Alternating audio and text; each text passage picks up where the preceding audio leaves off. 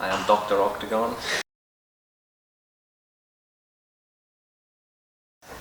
So you started gaining notoriety in the skating community at a pretty young age. Was there a certain point where you just knew that you were going to make a living skateboarding? No, I'm just still thankful I can make a living skateboarding. No, never, not one moment.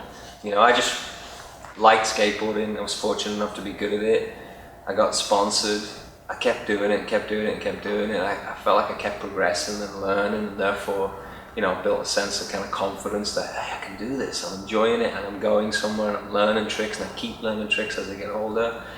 And that pretty much kind of led into it being something that I got paid for.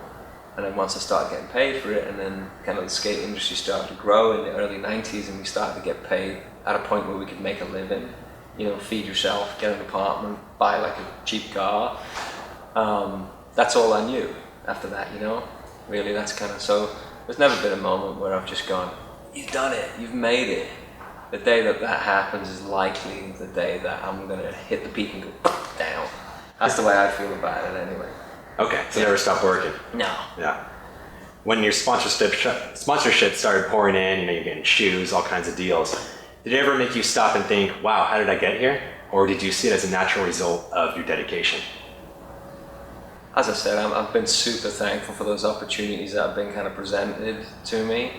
And, you know, I took those opportunities, and a lot of times I partnered with people and companies that I'm still with now. Like most of the companies I've ridden for a very long time. And it's not very often that I quit and drop and change.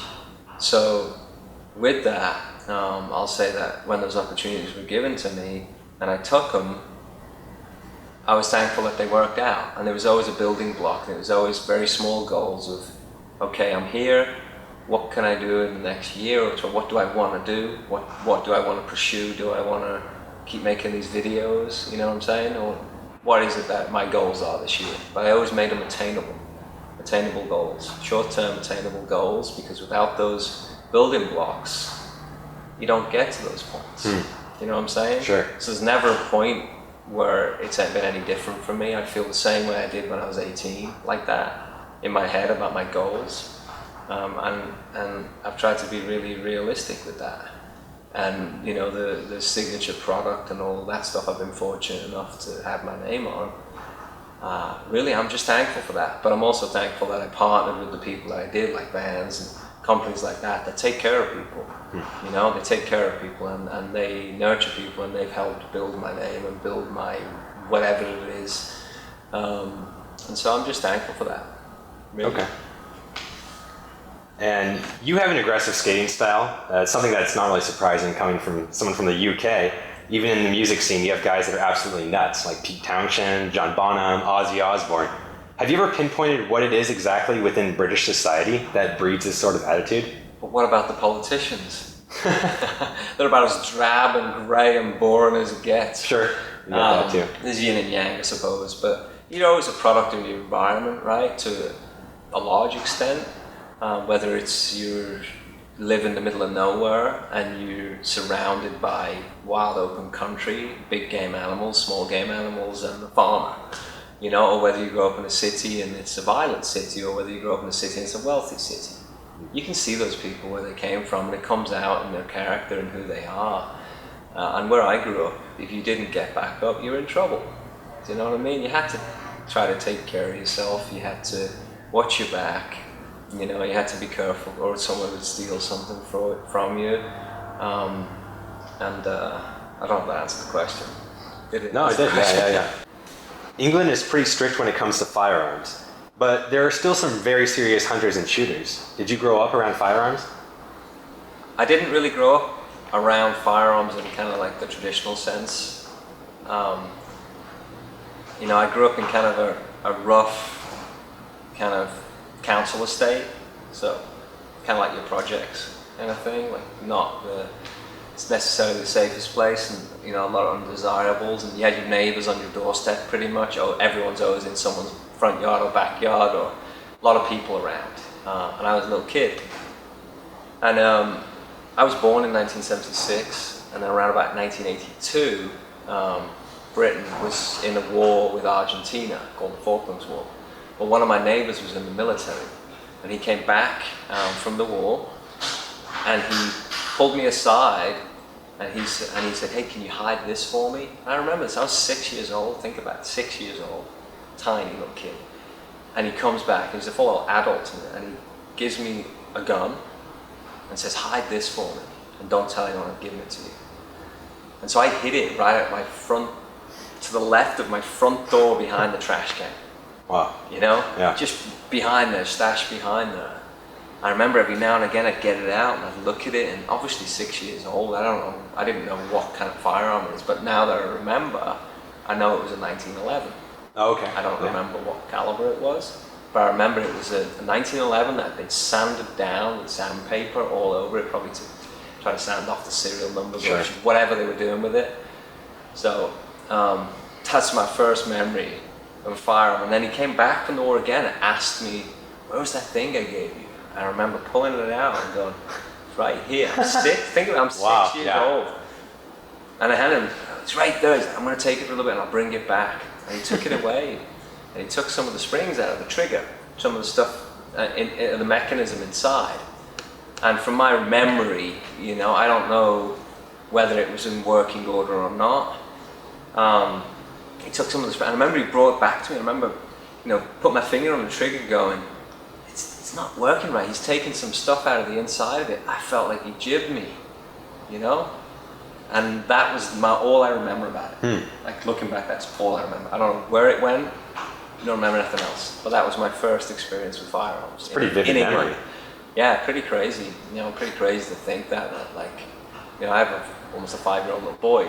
Yeah. But if somebody did that to him and he gave him a 1911, like, that's gnarly, you know? Yeah. Yeah. So that was my first experience with firearms. But outside of that, growing up, no, it wasn't all over the streets in England, kind of thing. And it wasn't something that the general public had access to.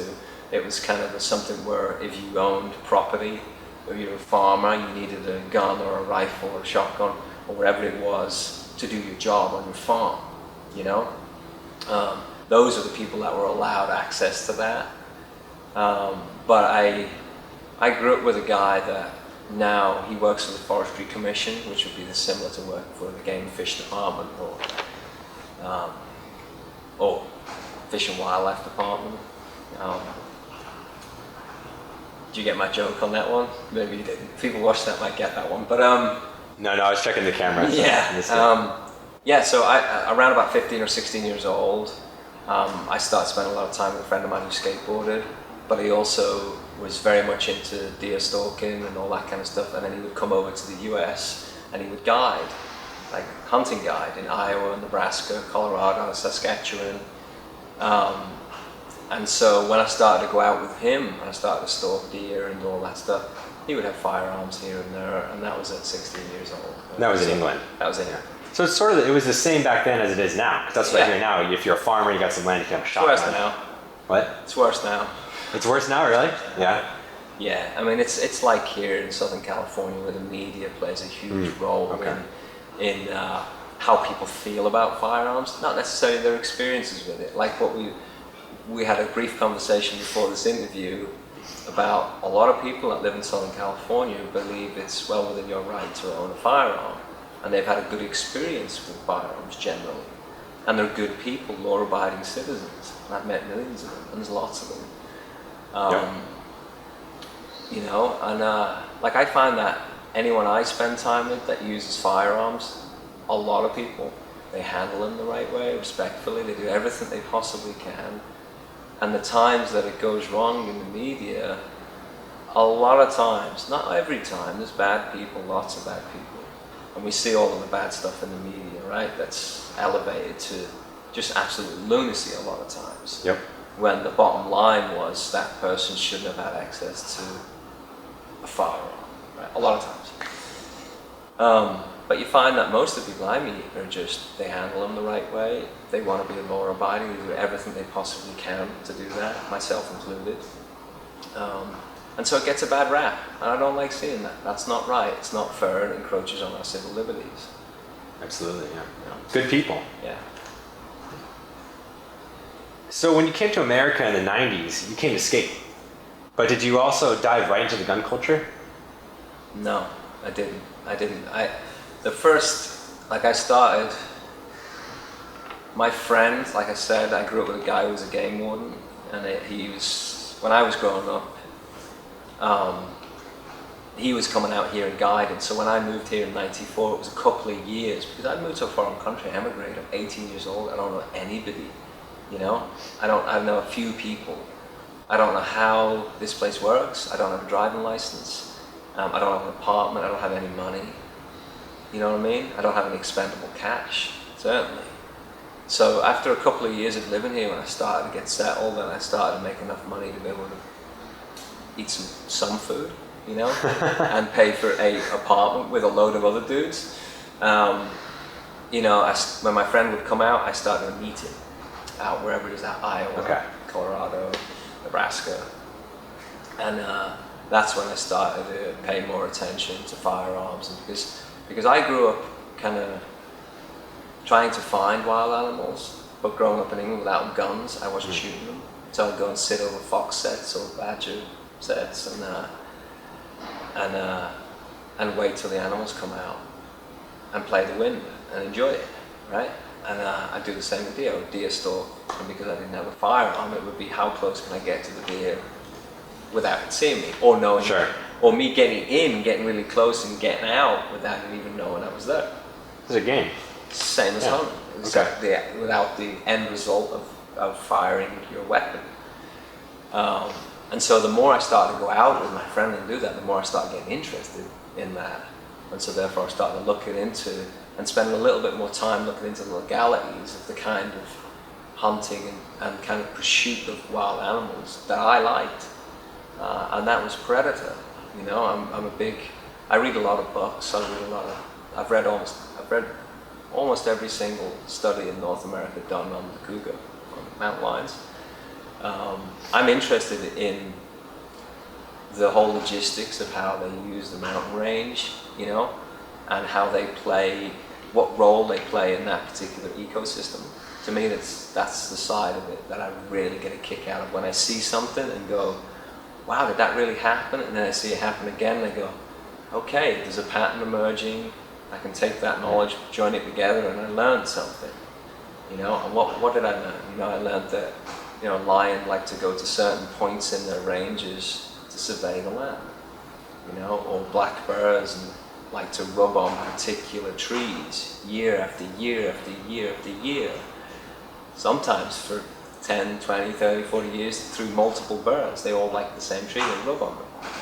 So there's little things you see, and you know, the more time you spend in the outdoors, those little secrets show themselves to you, and it's very personal, and the patience involved with that is something that I get a lot out of. You know, and so the firearm aspect of that goes hand in hand. So lion hunting, I went lion hunting the first time, I think in 2002, I think. And the first couple of years I didn't pack a firearm because I wanted to see what I was doing. I'd never hound hunted before. I don't know how you run a lion with dogs. I don't know what kinds of breeds they are and why do those kinds of breeds. So I was more interested in watching, you know what I'm saying? Like understanding what it is that I'm getting into before I was even interested in taking the shot.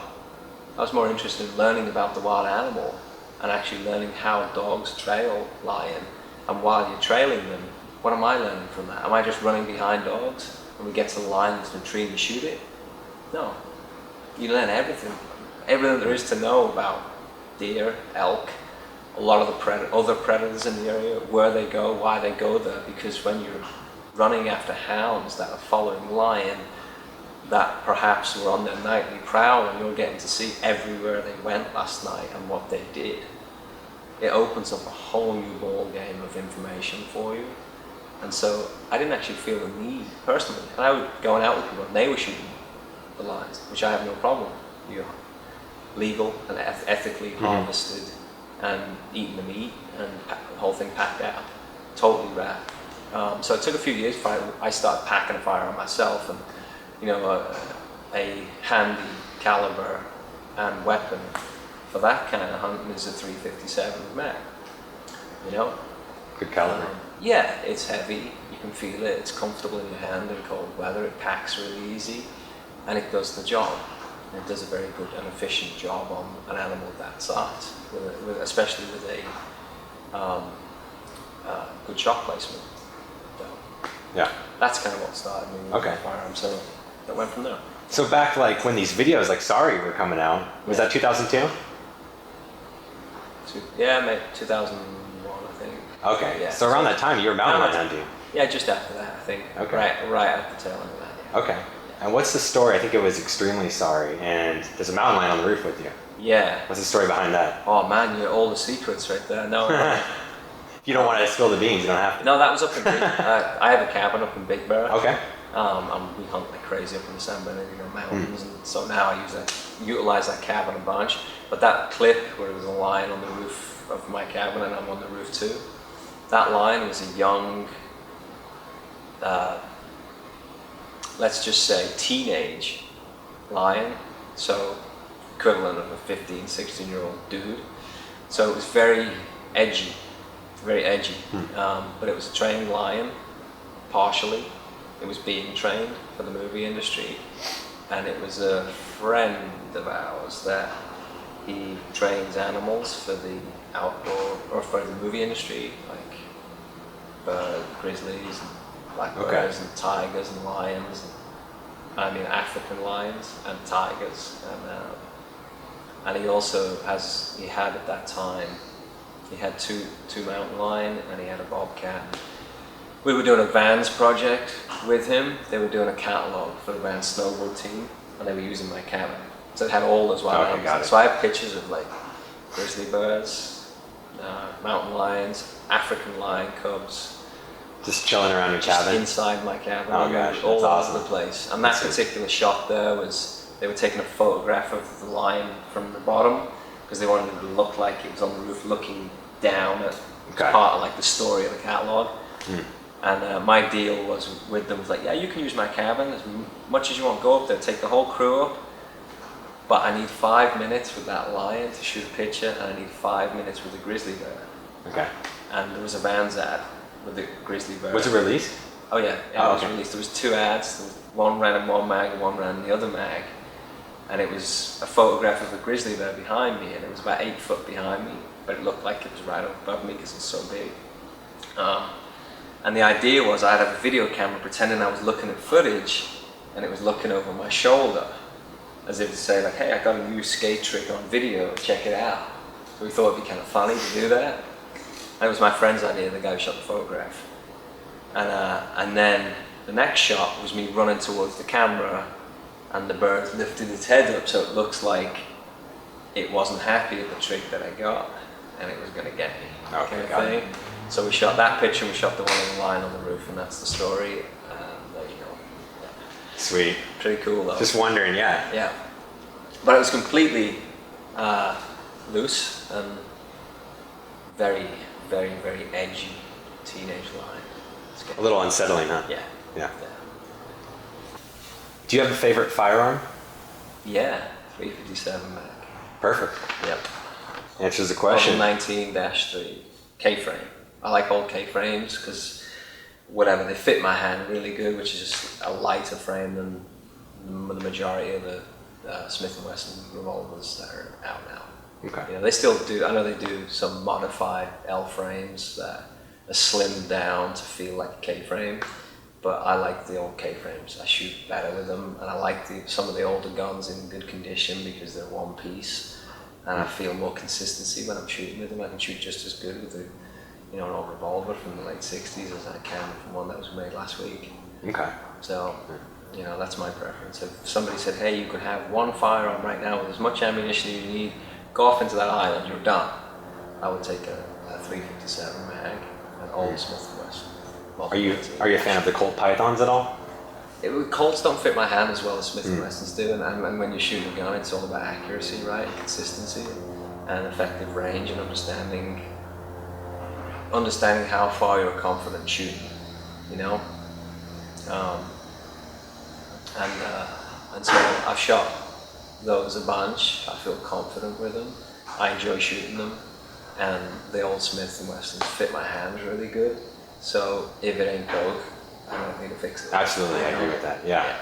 Everyone, because I'm more into AR-15s and stuff. Everyone's into the modern, like the key mod. He builds his own AR-15s. Okay, yeah, there you go. Yeah, and everyone's into the newest stuff, and sometimes it's cool, sometimes it's not. It's like some guys want to jump on the bandwagon, and it's like sometimes don't need to. I don't have a lot of time to I'd love to reload. I just don't have time.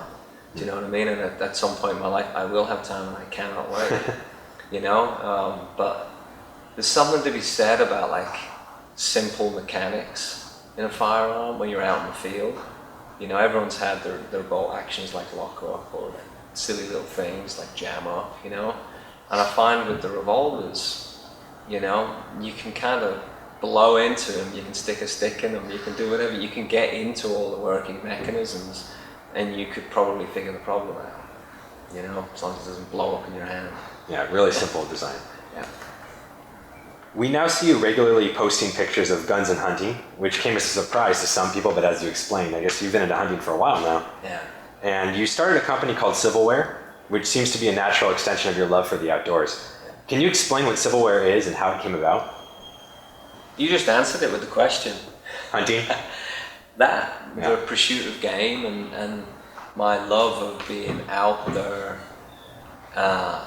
and using the product that we're making.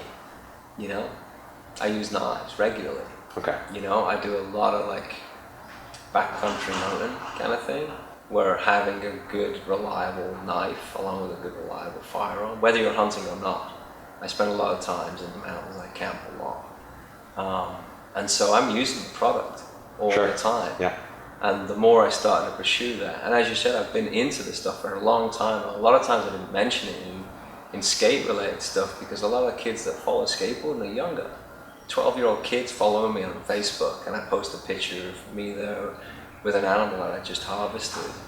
I get more negative that than if I post something that is kind of a softer version of that. You know what I'm saying? I know this sounds a little crazy, but the bottom line is, I want people to have a good experience with that through me. And I know that if I throw everything out in front, I'm going to get a backlash from that. And therefore I find the better way of doing it is slow and steady and more educational, to where I start posting things that people ask questions, and I really try to respond when I post like firearms or outdoor or hunting specific stuff where someone goes, what the F? I've had some really, and it's hard. I've seen it, you have a social media yourself. And so do all your friends. Imagine every single day you posted something you love doing, it was really personal and it was respectful, and somebody says, F you, you're a bad person, I want to hurt you, your family, you've done something. Really? Or just flat out, that's wrong, or even worse, totally uneducated, somebody saying something that's wrong. And then you have to fix it and go through that. It's frustrating. So I try to paint the picture to be able to open up that conversation, but have it be less abrasive. Okay. Because younger kids, if you throw a dead animal in front of them, what's your first response? Your first response is blood or dead, and if you don't agree with that or you're not educated enough to understand it, you're going to have an opinion. Meaning if I put blood on a photograph and post it, someone's going to have a strong opinion about that because it's blood, right? Mm. So that's where like the fine line is, where people that know me, that are my friends and family and people I've been around a lot, they know I've been interested in doing this stuff forever. So Civilware is just an outlet for that, where we can develop product that's missing in the outdoor space and try to find practical solutions for product that people are used to using but maybe haven't thought about in this way. So I would say, that's the major thing, is that we use all of our product, all of it. We smash it and rip it and break it and test it. And that's something that I believe that if you're making that kind of product, it's your duty to do that. And so that's what Civilware really is. It's practical products. Awesome. Yeah, perfect. So what does the future hold for Civilware? We're in really early stages. Keep the door open. That's the future. The future is keep that door open. No, we're just gonna just go slow and steady and enjoy it and try to learn along the way and try to keep the quality of our products up. Try to have a great customer service and a great relationship with the people that buy our product. Try to be really transparent with them. If someone has a question about the product, we try to not hide anything. You know, if somebody says, where's the elk antlers that are on your knives? Where are they from? Well, they're farm raised and they're from Colorado. You know? Okay. So we're trying to educate people on our product as we're developing new ideas for product, and that's really where we want to be. You know, I'm not trying to take over the world, just slow and steady and try to make it a sustainable business that everybody that works in here enjoys being a part of it and enjoys that lifestyle. I mean, we have a guy we hired last week that we're going to train to make knives, and he's a machinist. But he built his own AR-15s, you know, and actually all of his ARs. And then we have a photographer that works for us, his name's Tanner, rad dude, and he hunts, he's a fishing guide, he works on a fishing boat. And then myself, I've been guiding hunts, starting to, gone as many as I can. Just trying to get my feet wet because that's what I love to do, and while I'm out doing that, I'm using our product, so I'm learning about our product too, and that's huge. So we're just trying to build a network of good people, respectful people in Southern California, in the middle of the center of the Western world. We're trying to make a knife brand, and we're trying to manufacture our stuff right here too. We're in the process of setting up our shop here, early stages of that. And so really, we're just trying to build something that we all love to do and give us a reason to keep on doing it. Perfect, yeah. Living the dream. Everybody's dream, right? Yeah. It's awesome because you did skating and you're doing hunting now. Yeah. Civilware. Yeah. It's really cool. Where can we find out more about Civilware and any upcoming products? On our website, it's civilwareusa.com. You know, usually most of our stuff's on that. You follow us on any of our social media, Facebook, Instagram. You can generally see what we're doing, and you know, some stuff isn't posted there that we're working on, but we're working on being as complete, as transparent as we can be, which is why we're setting up our own machine shop, so we can show people what it is and why our product's different from other people and how we think about product design. And so hopefully that's going to evolve into our website having more of a presence and really educating people more on the products that we make. Perfect. All right. Yeah. Well, I really appreciate the interview, Geoff. Yeah, you're welcome. Man. Awesome interview, seriously. Thanks, man. Learned a lot about you. Awesome. There we go. In your face. Boom.